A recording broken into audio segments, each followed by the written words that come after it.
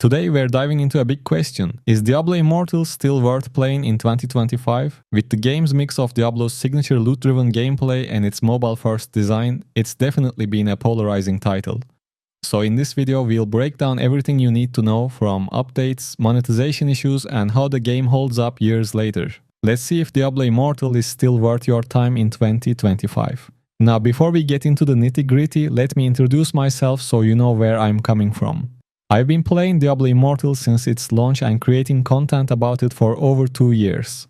I have 2 accounts, one at a pretty high resonance and the other at a more medium level. This gives me a unique perspective on how the game feels at different pay-to-win levels, and trust me, that makes a big difference.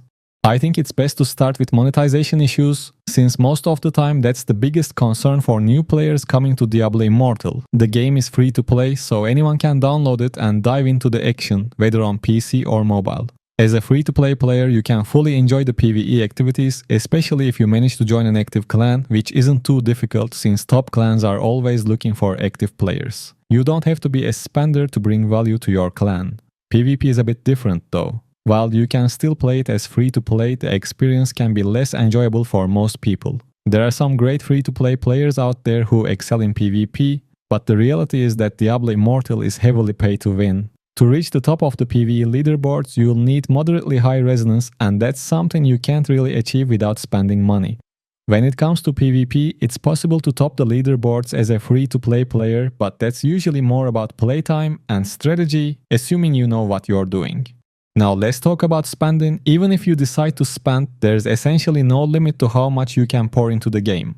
To be the strongest player on your server, you're looking at spending hundreds of thousands of dollars. And let's be honest, that's not realistic for most players.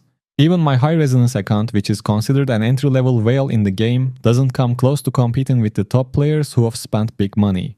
For low to medium spenders, it's important to know that you probably won't feel much of a difference. Even if you spend a few $1,000s, you will still find yourself matching up against stronger players in PvP, and your experience will be pretty much the same as it was before spending. For example, I increased my medium resonance account from 3000 to 5000 resonance to get a cosmetic wing, and my PvP experience didn't change a bit. Keep in mind that upgrade cost me thousands of dollars, and it didn't add any value, so my advice, don't bother with that kind of spending. So in short, yes, Diablo Immortal is pay to win. But here's the thing, there are no better mobile ARPGs around with a strong IP like Diablo. If the monetization system doesn't sit well with you, you don't have to play, but if you're okay with the model, you can still enjoy the game as a free-to-play player, especially if you're just looking for some casual fun. The game is designed for casual players, so there's no need to stress about it too much if all you want is a game to play and enjoy without spending a lot of money. Now, with monetization out of the way, let's talk about the updates and new content Diablo Immortal receives. One of my favorite things about the game is the variety of classes to choose from. At launch, we got 6 classes: Barbarian, Necromancer, Demon Hunter, Monk, Crusader, and Wizard. Since then, Blizzard has introduced a new class every summer, and so far we've seen the Blood Knight and Tempest classes. According to leaks, the Druid class is expected to drop this summer, which I think will bring a lot of new players to the game.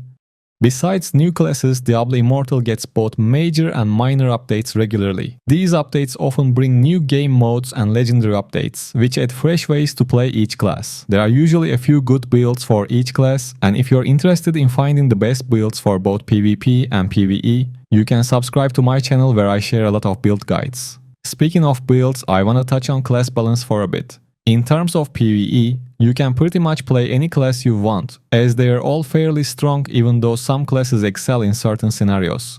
Here's a cool feature: Diablo Immortal allows you to switch your class every 24 hours, which is something you can't do in any other Diablo game.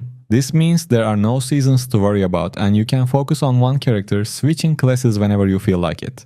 When it comes to PvP balance though, it's a bit more questionable. Often there are a few classes that dominate the battlegrounds with specific builds. These meta classes and builds change every few months, so even if your favorite class isn't performing well in PvP right now, it might become overpowered in the future with the introduction of new legendary items.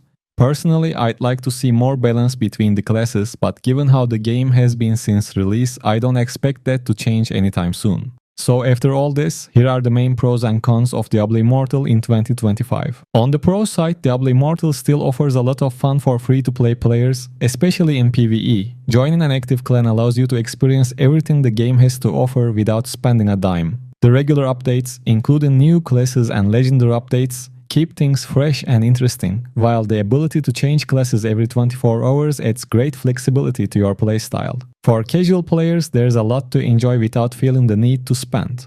However, the cons are pretty clear. The game's monetization system remains heavily pay-to-win, which can be frustrating for players who want to compete in PvP or climb the leaderboards without spending money. Even moderate spending doesn't offer significant advantages in PvP, and the class balance in PvP is questionable at best. For many, these issues can overshadow the enjoyment of the game. So is Diablo Immortal worth playing in 2025? If you're okay with the pay-to-win model and you're looking for a casual loot-driven RPG experience, it's still a solid choice. If you're hoping for more balance and a less intrusive monetization system, you might want to look elsewhere. But if you're just looking for a fun, casual experience, Diablo Immortal can still be worth your time. And that's all I wanted to say. If you decide to play Diablo Immortal, make sure to subscribe to my channel to learn about the best builds and stay updated with news around the game. On top of that, I stream pretty frequently on YouTube, so if you have any questions, you can jump into the stream and ask whatever you want to know. Thanks for tuning in, and take care.